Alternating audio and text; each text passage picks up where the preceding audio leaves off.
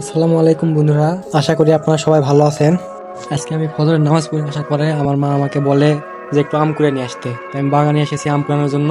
আম কুড়ানো শেষের দিকে বৃষ্টি পড়তে লাগছে, তো এই সময় আমি জলদি করে আম কুড়ানো শেষ করে উপরে উঠে আসতে, আর দেখতেই তো পাচ্ছেন কি জোরে বৃষ্টি হচ্ছে। আমি বৃষ্টিতে একটু আনন্দ করলাম, করার পরে চলে গেলাম বাড়িতে।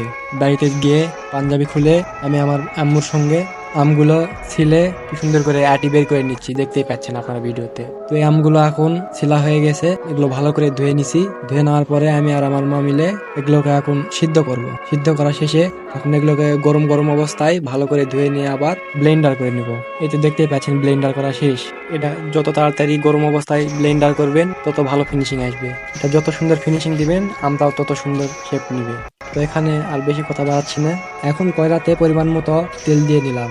এখানে আমার মা আগের থেকেই শুকান মরিচ, জিরে ভাজার গুঁড়ো এবং পরিমাণ মতো হলুদ এবং লবণ মিক্স করে নিয়েছে। এখানে তা আপনারা দেখতেই পাচ্ছেন। এই তেল কি একটু গরম হলে ভর্তা করা আমগুলো কড়াতে দিয়ে দিব। এই যে দিয়ে দিলাম, দেখতেই পাচ্ছেন। তো এখানে আপনারা দেখতে পাচ্ছেন একটু চিনিও অ্যাড করে দেওয়া হলো। তো এখন একটু নাড়াচাড়া করে নিব।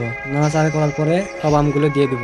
এই আমগুলো সব একসঙ্গে মিক্স করে নিয়ে নেড়ে চেড়ে নেওয়ার পরে একটু গরম হয়ে গেলে নাড়াচাড়া করতেই থাকবো যতক্ষণ না সম্পূর্ণ পানি শুকিয়ে যাচ্ছে।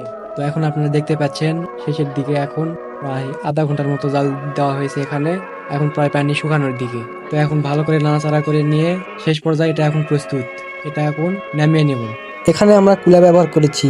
এখানে চাইলে আপনারা যে কোনো কিছু ব্যবহার করতে পারেন, তবে কুলাতে সুবিধাটা বেশি। কুলাতে ঢেলে দিয়ে ভালোভাবে বিছিয়ে দিয়ে এটা এখন রোদে শুকাতে দিতে হবে। এটা কম করে হলেও 4 থেকে 5 দিন রোদে শুকাইতে হবে। আর রোদে শুকানোর পরে কেমন ধরনের লুক আসছে সেটা আপনারা ভিডিওতেই দেখতে পাচ্ছেন। তো ফাইনালি এতগুলো ধাপ অতিক্রম করার পরে আমাদের আমের আমটা বানানোর প্রক্রিয়াটা সম্পূর্ণ হয়েছে।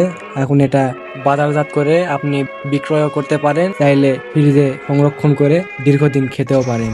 আমাদের ভিডিও যদি ভালো লাগে অবশ্যই লাইক করবেন, সাবস্ক্রাইব করতে ভুলবেন না, অবশ্যই পাশে থাকবেন। ভালো থাকবেন, আল্লাহ হাফেজ।